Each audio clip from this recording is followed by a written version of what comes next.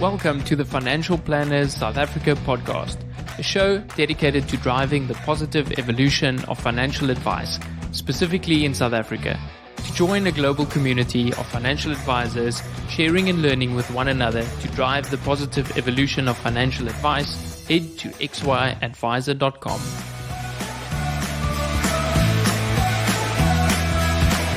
Portfolio Metrics is thrilled to bring you this podcast in support of our common passion, people, and the evolution of wealth management.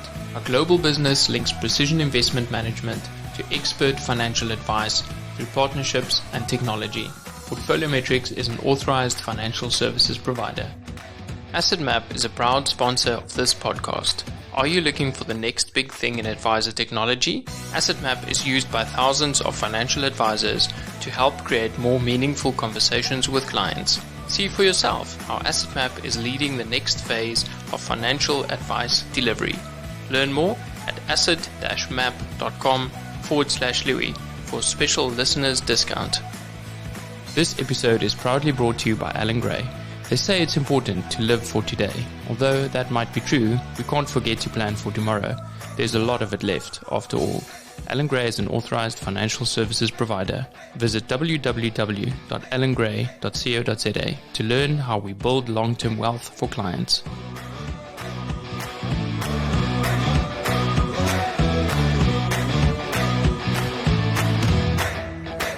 Welcome to another episode of Financial Planners South Africa. Today, I'm really excited to have Adam Holt join me all the way from Philadelphia. Alan is the founder and CEO over at AssetMap, who we're very proud to have as a sponsor of this conversation. Adam, thank you so much for joining me. Thank you, Louis. It's a pleasure to be here and spend time with you. Adam, it's so great because I know how clear you are in terms of the thoughts that you translate to your presentations and to the audiences, and you spend a ton of time giving keynotes. So, it's just wonderful to have you here. Like, what's going on in the US at the moment? Are you back into, face-to-face presentations, or is it mainly virtual? Yeah.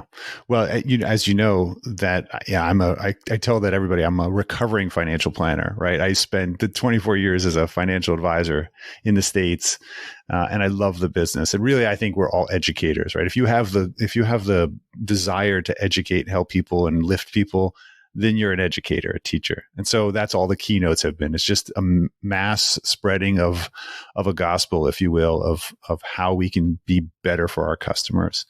In our own practices, I think the same thing that's happening in South Africa, where there's a desire and a demand for financial advice more than ever.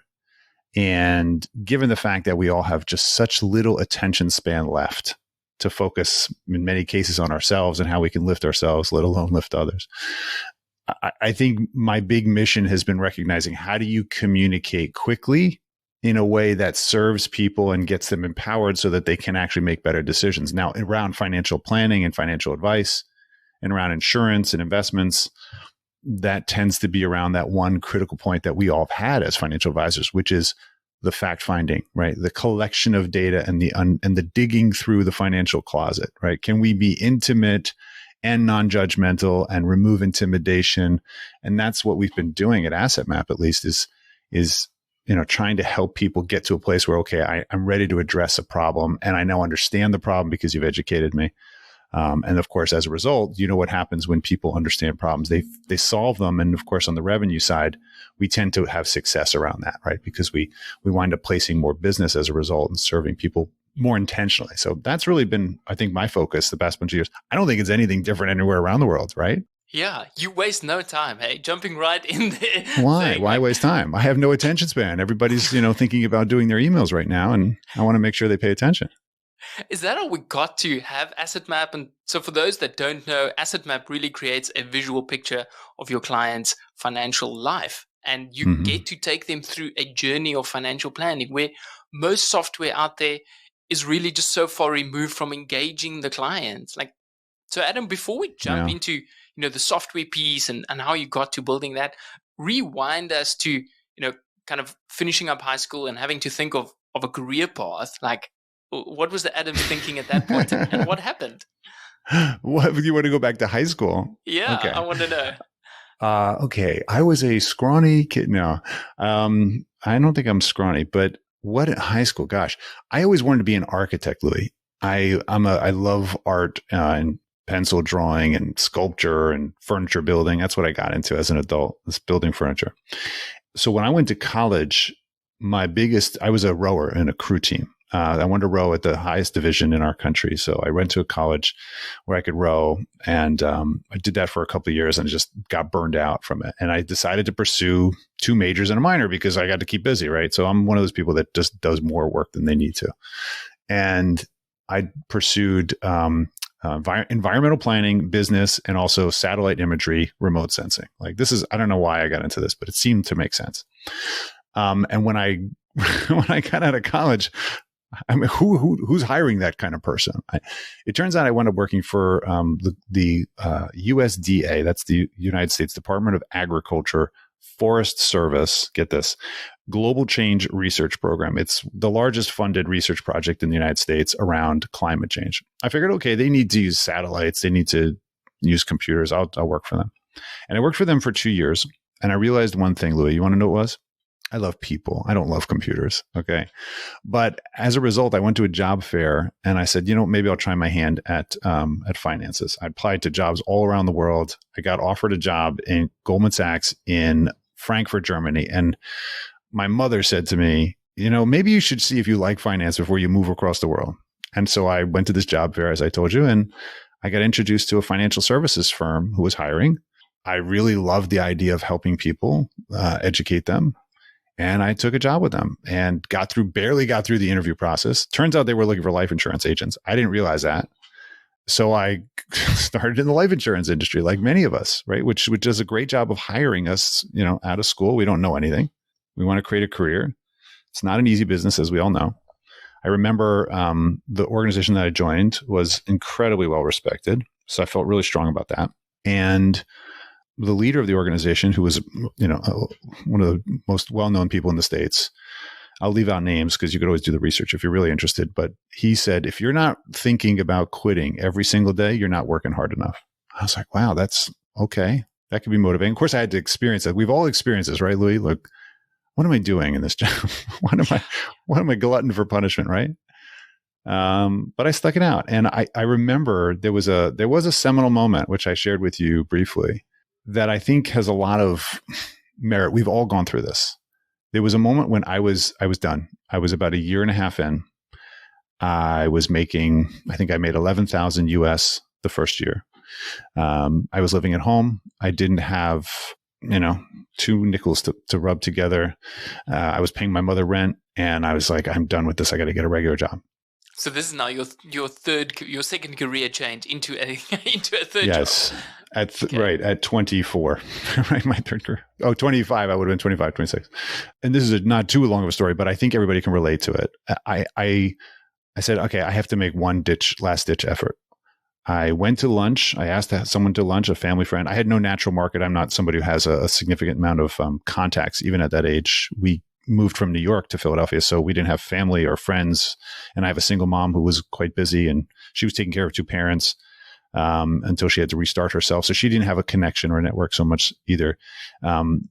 So this classic situation of you got to figure out how to get business in the door. What did I do? I went to lunch with one of the family friends that we had, and I said, listen, I really need your help. I've got this business idea, but I don't have anyone to call, and I don't know who to talk to. And she said, I don't have any money, but she took out a napkin. She wrote 4 names and 4 phone numbers on there. She said, call these people. I called them all. I met with 2 of them. All 4 of them said they couldn't do business with me. But I offered one of them at the very end of the lunch meeting I had with her, who's, by the way, this person who I met with, this prospect, a successful businesswoman whose sister and her best friend were her financial advisors. So there's no way I'm going to do business with these people, right? I said before I left, right? Some loyalty there, right? I'm not going to earn the assets. I'm not taking the insurance. Okay. I said to her, I says, you're probably 5 years away from retirement. Has anybody done a financial plan for you? Do you have enough capital to fund this? She says, honestly, no. And I was so surprised, right? How many people work with trusted financial advisors? Nobody's told them whether they have the right stuff. I said, tell you what, we've had such a nice lunch. I'm willing to do the financial plan for free just because it's great experience for me. And if I can come up with any strategies that make sense that the other people haven't done, would you consider doing them? She said, yeah, sure, whatever, do it. Did the financial plan, and I found a gap, something they had completely, ignored. And she wound up doing some business with me. And then she referred me to one person who referred me to one person who referred me to the rest of my entire business. And that kicked off my survival. That's my survival story, Louis, right? As well as what wound up becoming, one of the most successful people in my 30s in my entire company, because I used planning as in those days, a sales enablement tool to say, this is what you need, this is why you need it. Now they felt more comfortable. It wasn't about sales. Right? That was 20 years ago, believe it or not. Wow. Adam, I want to stand still on kind of those two decisions that you made. Like obviously the one changing career early days, I can see this theme of data visualization, taking complex data sets and, creating a picture. So this was really ingrained early days. But, that sunk cost fallacy that, we want to hold on to the things that we've been studying for. How difficult was that first career change? And, like that second one that you thought, like how close were you actually to quitting? I don't know. It's interesting you asked that question. I haven't thought about it like that before because I've always been interested in doing lots of things. I get my hands dirty a lot and I want to fix. I'm a problem solver by nature. So I like being challenged too. So the interesting thing about the prior career was it satisfied a lot of my needs to actually solve and think, but its speed was too slow. I think working for the federal government and research on top of it showed me you want to get something done, you're going to need millions of dollars in 10 years. I didn't have that time patience. For me on the financial advice side, I found that even the financial planning tools that we had used, which were very technical tools, they're intended for back office analysis. There was nothing that was helping me communicate technical complexity to the consumer who's got to make an informed decision with confidence. And the only thing they have to bridge the competence around that decision is this massive technical output, which we all call a financial planning outcome or a illustration for annuity or insurance or an investment analysis or profile or policy statement, right? I mean, these are intended for the professional, not as a communication tool to the consumer. And so that's really where Asset Map came from, because I actually applied what I had learned in architecture and design and data mapping and compressing complicated stuff into its most consumable form to create Asset Map. That took years. I created Asset Map in 2004 for myself in my own practice. And it wasn't until 2006 that I got it compliance approved by my firm. But after 2006, and I started using it in the field, I tripled my revenue 3 years in a row. And going from making, let's say, 30,000 to making over $1 million in US is a massive shift in your 30s, right? So that catapult was like, oh my gosh, can other people start doing that? We started seeing that kind of result instantly within my firm and starting to use it. That's why actually it grew virally. Actually, like, kind of translate that into how did the past get us to the current? It's basically by thinking about the problem differently. And that's what I think my early career helped my current position, right? Yeah. So thanks to your impatience, we now have a wonderful tool to actually see, what the impact of our decisions is. And we often portray it to our clients that way, saying, well, this shows us the trade-offs. And, kind of when we talk about trade-offs in a financial planning firm, is it something that's discussed enough? Because, obviously there's always trade-offs in your decisions. And so kind of how much time should we be spending as financial planners thinking in terms of trade-offs, or should it be more in terms of, this is what the future is and let's try and create clarity for you? Yeah, I think those are really good points, Lee, in terms of helping people understand the context of the decision they need to make, right? If I'm retiring, do I need insurance here? Do I need some form of investments? Should they be aggressive investments? Why do I need income sources? Do I need a different legal structure, right? These kinds of questions, I think, are not top of mind, but are secondary to the conversation of, wait, why are we doing this in the first place? So in many cases, most of us who've figured out the financial advice game recognize that we have to give people some level of confidence that we are in a decision position or to help them make good decisions, right? In many cases, we all know our customers are relying upon us to drive the car. to make decisions or at least offer distinctions that they can use to make the decisions that serve them, right? There's an enormous amount of trust in this. And in many ways, if you break it down, the financial advisor earns or creates that perceived trust based upon process, right? This process is either off-putting or it compels me. I feel like this person is on my team and we can make better decisions than I can on my own. And I would actually offer to you that Asset Map actually solved an even more basic problem for us, which is, especially when you have higher net worth people or complexity, they tend to think about their financial stuff. They're one or two things, right? Their business, maybe their big account, right? Their large investment account or their largest one, and maybe their business if they have it, or their real estate. Or maybe their income, right? If that's their biggest wealth generator. They kind of ignore all these little pieces that are around. And I very much think of it like a financial closet. Have you heard of Marie Kondo? Are you familiar with Marie Kondo? Yeah. Okay. Yeah. If you don't know Marie Kondo is a Japanese sensation who's written books and also has shows now that are syndicated that talk about organization. And there's a Kaizen principle behind this, is a Japanese principle of basically honoring, respecting, and decluttering. And that actually serves you. And the point in he's saying this is the following, if you follow that or have heard of it, is very often we don't own mentally all of our junk, all of our stuff that we've accumulated over time. And so we don't ask the question or challenge ourselves as to whether it's intentional and whether it serves us. And so the first job of all of us, before we can provide good diagnosis and financial advice to earn that credibility and trust, right, is we have to prove that we know what we're working with. And the asset map in many ways for us was to say, listen, is this an accurate picture of your current stuff? Yes or no?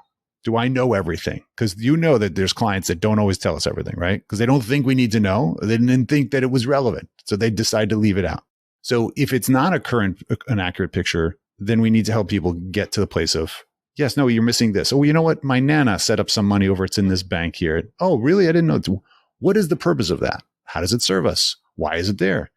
Don't you have a lot of clutter here? Why is everything all on his side and she has nothing, right? You see this visually when you basically unpack the financial closet and dump it on the bed. So I think for many of us in financial advice, the key is to help people take ownership of what they actually own and then decide what is intentionally going back in the closet and what needs to get replaced. And I think that's an important aspect for all financial professionals, whether you are insurance, investment planning, all the different names we call ourselves these days, financial advisor and such. We all need to do this first. Kind of decluttering and just, doing a mind up and actually saying, let's get this on paper. It's like creating your to-do list when you have all these things in your head. And they're all saying, write down the list before you start tackling. And what you're saying is that apply that to your finances and organize it and saying, hey, even almost to the extent to say, is this serving you? And is this everything? Yeah. That's exactly right. With the clients is that they jump in and they say, actually, this is my map. And I guess I want to add this. We haven't spoken about this before. And just that difference of asking versus them saying and them soliciting the advice changes the conversation. What did the asset map look like, 15 years ago in those first drafts? Like, did it look very different from what we know today? No, it's incredibly similar. I mean, don't get me wrong. The first 3 or 4 years, we did have to move things around. In the early days, we had our technical hats on and we added pie charts of asset allocation next to all of them. And we added performance numbers, and then we added tax basis. And then we started turning it back into this technical mess. We turned our X-ray machine into an MRI, and we're like, oh, this is so pretty. And we're like, wait a minute. Everybody's like, okay, now interpret it again. So we said, you know what? The key here was to work on this concept called, I call it simple rich. Simple rich. It's this kind of the bridge between technical and simplistic. Simplistic, by the way, I believe is a derogatory term. And basically taking something that has richness and you're basically oversimplifying it for the purpose of making it simple. I don't think that people appreciate that. And professionals, it doesn't make us look smarter, first of all. So the key to getting something consumable is to make it relevant.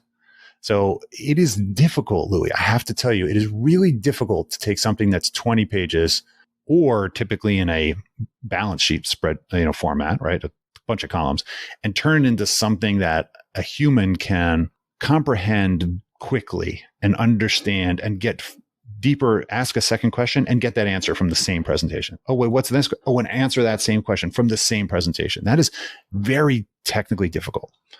I think we've done a pretty good job over years of constantly cutting. And that is a principle that we try to apply for everything. Our financial planning, 30 seconds, you should be able to run it on one page. Okay. That's what you should be able to do. I'm not spending 5 hours creating a financial plan anymore. And so we've tried to apply this principle to everything we're creating at AssetMap. But it's not that different from where we started because it worked. And it worked for both wealthy and non-wealthy people. Do you have other rules in your design team saying, hey, these are the core principles that we're using when we're thinking of adding new features or looking at what we've built? Absolutely. We do. It actually has to go in the first early days, Louis, my goal was one page or nothing. Like if you can't get it to one page, there are plenty of books out there. There's one, I think it was I can't remember what it was called. There's a story that basically, I'll summarize it really quickly. Gentleman says, okay, here's my recommendation, boss. Here's 80 pages on what we should do. And he says, okay, do me a favor to put this into 5 pages and then come back. And a couple of weeks later, it comes back. Oh, I got it to 5 pages. He's like, this is really great. Get it to 1 page. I got to take it to the team. They're like, are you kidding me? So he takes it. He finally gets it after all this time to 1 page. You can imagine what happens. Eventually he says, I got to take this up to the board. I need it on 1 paragraph, right? So compress your 80 pages into a paragraph and the person's freaking out, right? He's like, are you kidding me? I've got all this information you're going to miss. And he says, I need to know whether to make the deal or not, right? I need to know whether I know you got a thought process. Can you get me to the place of what should I do, Louis? Like, should I buy it? Should I sell it? What should I do? And that's what we really need from our technical experts is we need their confidence to come to the table and say, here's all this fantastic research, but here's your presentation. As a result, the answer to your question is everything in AssetMap, if it doesn't fit on 1 page, I don't want it. So you have to get it to a single tear sheet or else it doesn't deserve to be on the platform. That is not easy, especially with compliance. So yeah, we have some small text at the bottom, but the key is we think this way. We can consume a single page. And if we're all looking at that same single page, nobody reads ahead, right? You have to stay on point. And that's really important because you get it done and you move it to the next. And that process is pretty similar, literally globally, right? We can focus for a little bit. So when you hire people into your team, like, is that a key piece that you would bring up and saying, okay, be able to simplify or, like you said, simple reach within your process, or kind of what does the hiring process look like within your team? That's really funny that you asked that question, because by you asking that, I realize I don't know the answer to that.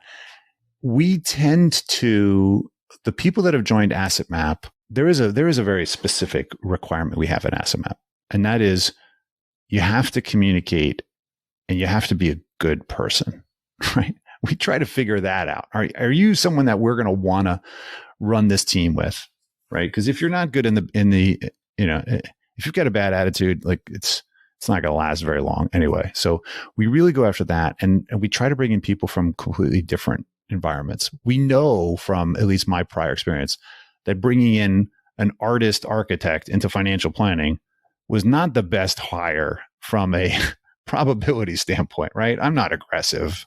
I'm not assertive. I over-explain everything clearly. And, that's not really good for life insurance.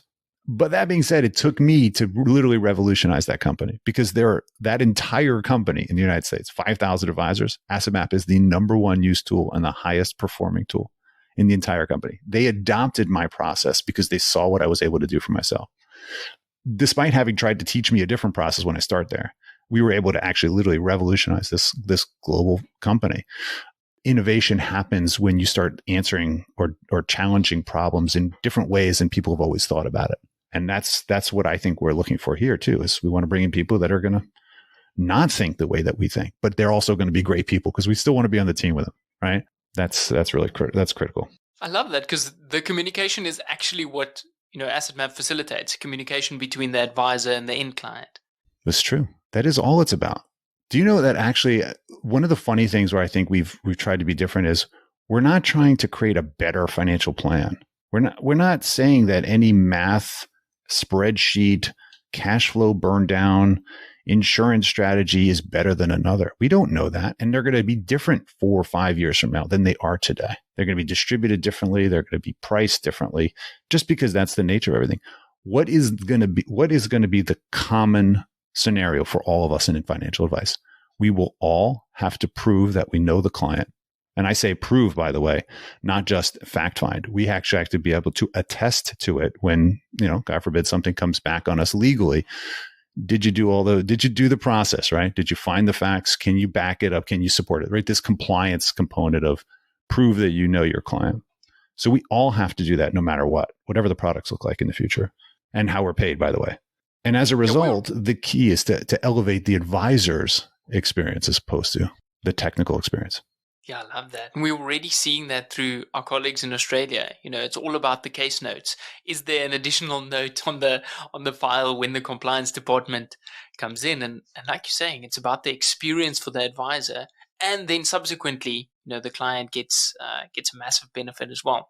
I want to touch a little bit on this kind of focus on integration of systems talking to each other, and I'd love to hear your view on kind of a financial ecosystem.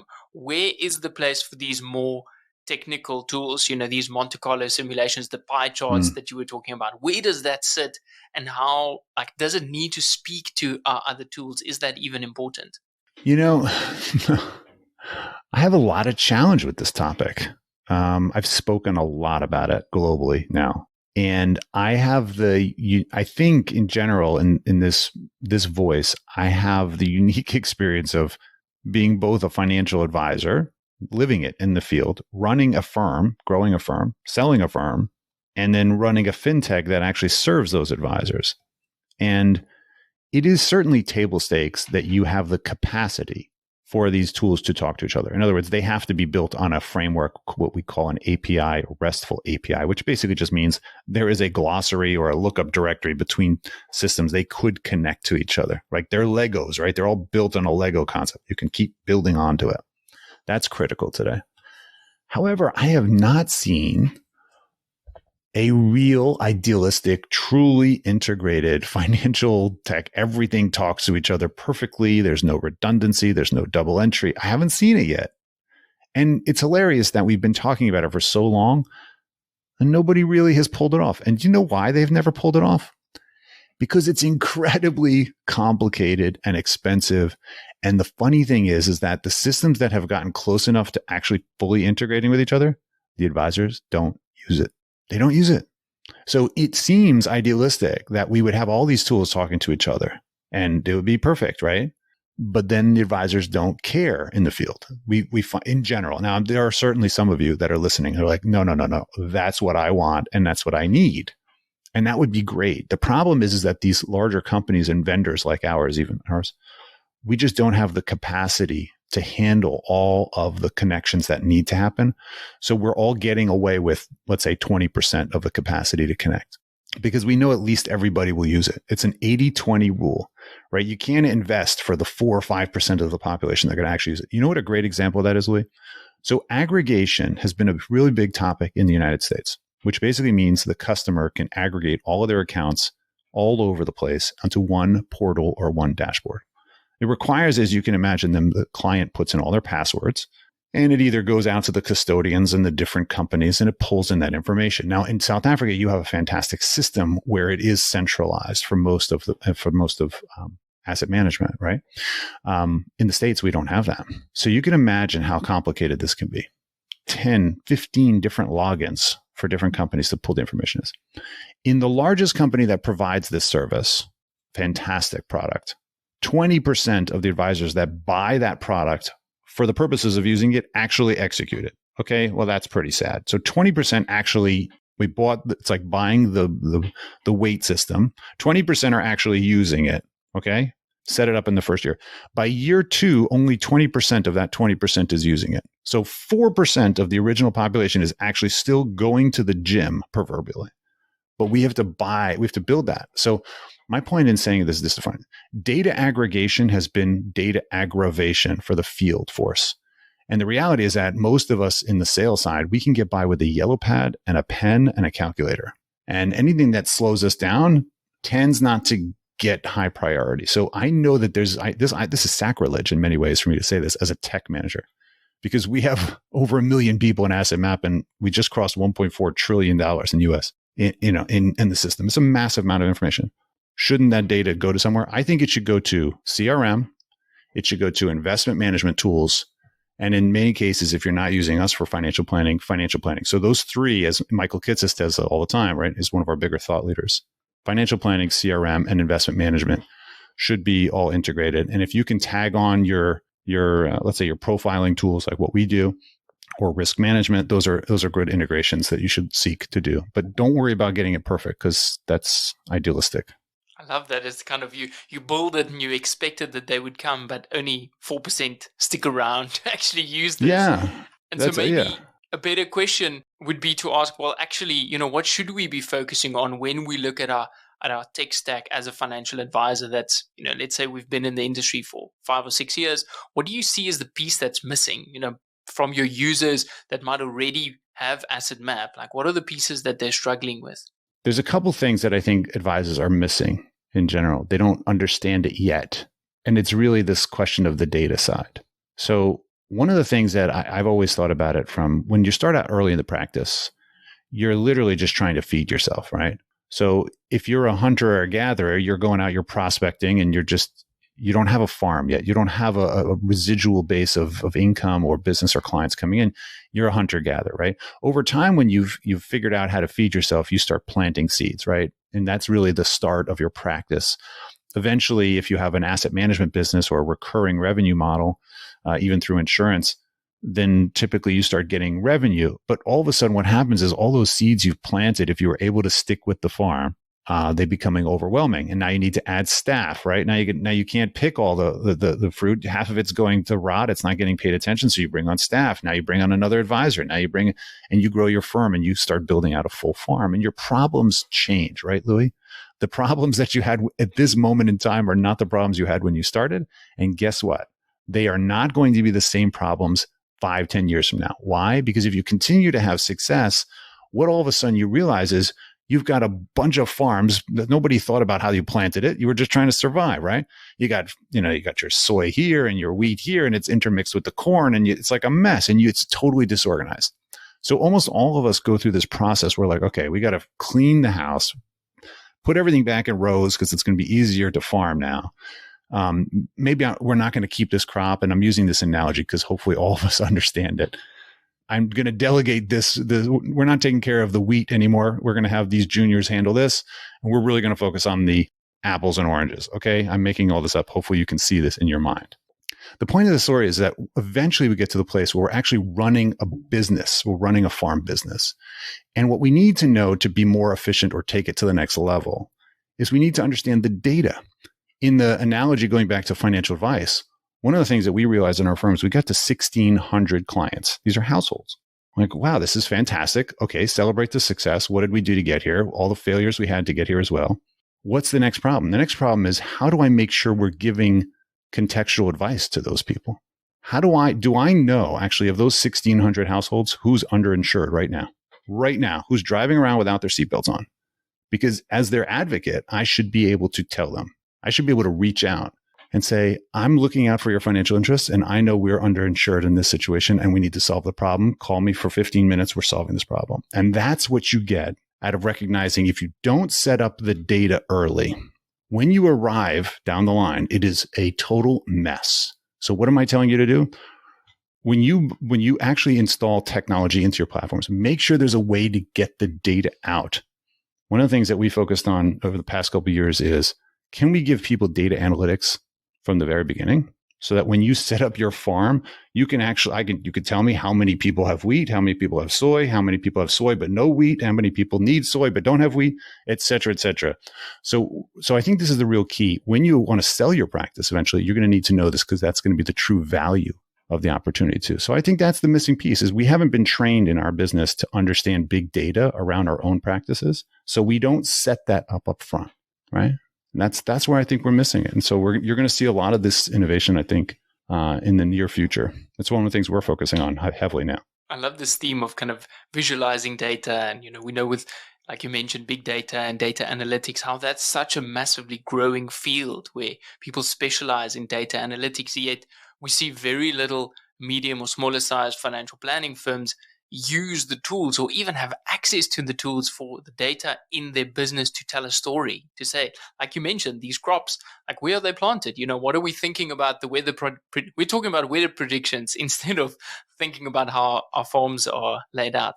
Very true. Very true. And how we're gonna optimize that, because we can't help also when you have a business wonder, how can I do this slightly better, right? If you have that entrepreneurial mindset, you're always thinking that's how you got to where you are, in a sense, right? You're building something, you have ownership over it, and you want it to be effective and efficient, and you want to get rid of waste also, by the way. And I think the problem that you have when you create a successful practice or firm or entire distribution arm is you need to know where to focus your time and attention. And that's the key to the data side. Tell me all the clients that are approaching retirement that have no critical care solution, but have assets that can afford it, but probably can't self-insure. That's a condition. I need to know those 15 people, because we need to actually reach out to them and solve the problem for them, because that's the standard we've set for ourselves. Now, we all might be thinking that, Louis, that we look after our clients' best interests all the time. But if we don't know that there's an issue, with one of them, how are we supposed to bring it up? Because we're managing all of this in our minds. We could wait for the annual review, or we could call them before we had a solution. I just found out, unfortunately, a friend of mine passed away in his 40s. Unfortunately, it was COVID related. The first thing I'm thinking is, how come did I call them and make sure that they had the right life insurance protection, that their state was, or did I wait to the annual review when I bring it up and he says, I don't want to do it, right? That's a standard that we have to hold ourselves to look out for people. And I think that's going to be an expectation, by the way, of the consumers that are paying for advice, not just once a year or twice a year, all the time. You're looking out for us all the time, not just when it's convenient to your calendar. Yeah, we see this shift away from sales where it feels like a bad word, right? You phoning someone saying, hey, can we make sure that everything's in place? Yet that's part of your fiduciary role if that is your client. It is true, right? I mean, can you imagine? I guess if physicians were in a place where, listen, they told you, here's what you need to do. You need to take this drug to serve based upon and then they never give you a prescription slip, right?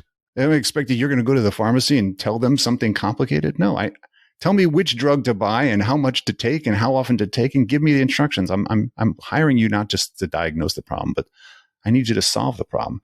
Should I be upset that the pharmaceutical company makes money by creating this? No, they're saving the planet, right? It's part of we've all bought into this process of capitalism. So let's get over it. But it's true. The sales, and Derek and I talk about this in our podcast. Sales has been associated with a negative experience because most consumers want to buy. They don't want to be sold. But the reality is that nothing happens in this planet until something is sold. So I think we have to also give credit where it's due. We do position typically as a financial advisors. Pretty much everybody in the States is now positioning as advice first. We call this leading with advice. And if you're someone who always leads with advice, then hopefully that's something that connects for you. But we can't ignore the fact that we still need to help people buy, whether that's going to be through a digital marketplace in the future. How we get compensated is really the question I think many of us are trying to figure out. Is the same level of compensation or how we're paid going to persist in the future of financial advice delivery? That is the real question I think we need to get to. Adam, I want to stand still. You mentioned that you sold a firm. What were the kind of things that you wish you wanted at that point where you were selling your firm that you maybe didn't have? What were the things that I wish I had? Well, I'll tell you what I did have that really made it possible instead, because I was brought into the firm. I joined two individuals who had joined their practices. They were individual insurance estate practices. Two of the top advisors in the whole country decided to merge. And they were small teams, right, with a couple assistants at the time, back in 2000. They were looking for a young person. I was at the right place at the right time. I had made a little name for myself by leading with financial planning as a young person. That was a little rare back in 2000. And so I joined them to start an investment team. The reason I tell you this is because we focused very heavily on supporting our infrastructure. We had two advisors, myself, who was a junior advisor. I carried the bags, did all the paraplanning, all the financial planning. We had an underwriting person who did all support and calls. And then I had eventually a person who supported me in doing all illustrations and presentations. And the reason why I tell you that is because we focused heavily on roles. We ran the organization very much like I came from a military family. So we had this idea that everybody's cross-trained in at least two roles so that if we ever lost somebody or there was sickness or family situation or they left for some reason, employment, we never lost anybody employment-wise because they actually still work there. We have people working there 30 years already, which is really funny. Why is that relevant for somebody who's thinking about succession? We had in place, I was able to literally sell my portion of the firm back to my existing advisors because we had thought about succession. We have somebody who's always a decade older and an advisor who's always a decade younger than everybody, with obviously exception to the 20-year-olds. And the reason that's important is because we thought about succession when we built it, just like we thought about data when we built Asset Map. How am I going to get the data out 5 years from now when I care? And so that was why having a team members with buy sells that we already had clear understanding of the valuations of the companies, funded with insurance, by the way, we actually did what we tell all our clients to do. I think we really just tried to walk our talk and make ourselves a model of how we were going to tell our clients to live. And so when we needed to execute it, it wasn't difficult, Louis. It was a clear understanding. And more than anything, we had built up so much trust with each other that we knew that no matter what the kind of where we would have sticking points on the exit values, that we would always work it out. We agreed. So I think the key is setting yourself up by having the right infrastructure, doing what you already know to do, and finding that people that you can work with, that you have strong communication, that you trust. And that's really, isn't that the whole key to pretty much everything? Everything else will make work, right? But if we have those things, we can weather the storm. Yeah, drinking the Kool-Aid, like doing the actual work that we tell our clients to do. Pay the premium. To do that internally. Yeah. And, I can see how you tend to think in the future and how you're simplifying data, and that simple reach come through again. Are there people that are kind of supporting you, like mentors or coaches that you look up to that have really helped you through this journey, or kind of what are the things that stand out? Oh, there's no question. I mean, nobody gets anywhere on their own, really. As much as I tend to think that I did it as a loner. I definitely had a lot of no's, by the way. Don't get me wrong, right? There's plenty. Everybody can catalog their no's, why it won't work.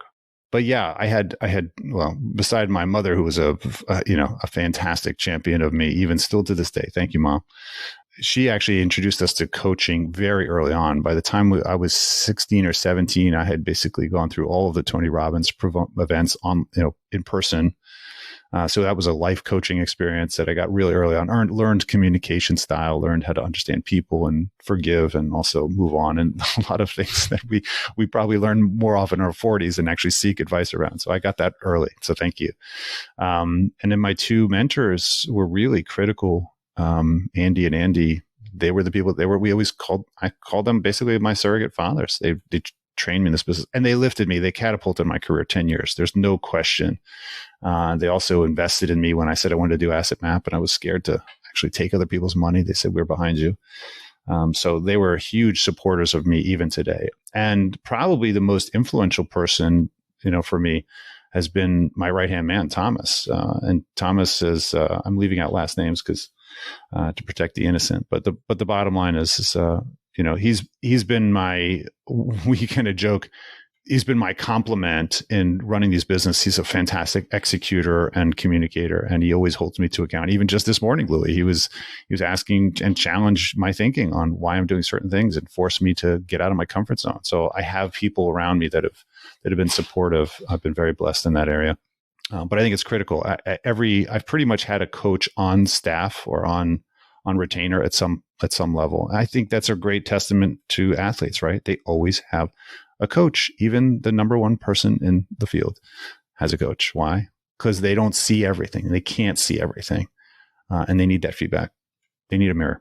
Yeah, it's great. That's surrounding yourself with the right people and getting the people to bring out the best in you.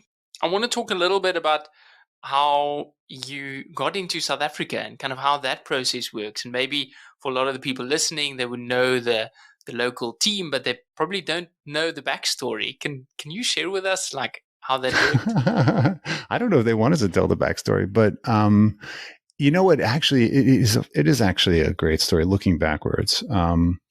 If you know Gary, Benny, and Kirsty, and Jonah before them, part of the original team, they experienced Asset Map. I want to say they experienced it through Michael Kitces, who promoted it, or at some point, or talked about it years ago, 4 years ago, maybe 5 years ago. And what I think they saw, and I'm putting words in their mouth, so I apologize if they're listening to this and I'm saying the story wrong. My understanding of the story was they saw how Asset Map had was ability to solve a standard problem that we all have, which is, can you get a client and advisor on the same page? Literally, can you literally just say, yes, we understand each other. You understand these set of facts. I understand these set of facts. Here's my intelligence applied to those set of facts, which is, you need to move this around. We need to get rid of this, or you're missing this. What can I fix? What can I fill? And that's a universal thing. We always knew that Asset Map worked cross-culturally in the States, multiple languages and currencies. But we didn't know if it was going to work jurisdictionally. In other words, could I put it in a different tax environment or a different legal structure? Slightly different. And so that was a big experiment for them to basically say, we want to leave our jobs at companies that you all know and work with every day, and be entrepreneurs and take this process to the next level. And they've done a great job championing that vision and what's the possibility if all financial advisors used Asset Map in their fact gathering process. And that's really where we're saying, if you're not familiar with Asset Map, it's a client profiling experience where you can visualize what's going on in the household. And yes, we do financial planning because I think it's a commodity, right? We should be able to tell somebody if you're on track for retirement. But the core of what we do is the Asset Map report tends to be the big draw. And they're showing that thousands of people have been touched already in South Africa. So it's really great to see they're pioneers, and we're excited to see what's happening in South Africa. It's the result is, by the way, Louis, the advisors are making more money, right? So in a sense, they're saving time, or they're making more money, and their clients are happier. That's a pretty good formula for success. So I'm really happy they're doing that process. So Adam, was this the first taste of waters outside of South Africa in terms of Asset Map putting their flag down? Outside of the United States? Yeah. Yeah, it was the first. Yes, it was the first real concerted business effort, as opposed to dabbling. We do have customers now literally all over the world.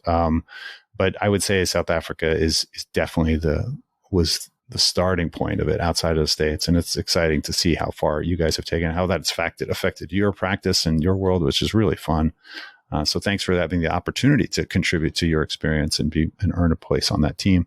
So we're excited for where it's going. There's a new project actually we're about to reveal in the next couple months called Signals, which is the ability literally to apply artificial intelligence to imagine a red light, green light on your dashboard that says this family is underinsured, right? You can't hide from that, right?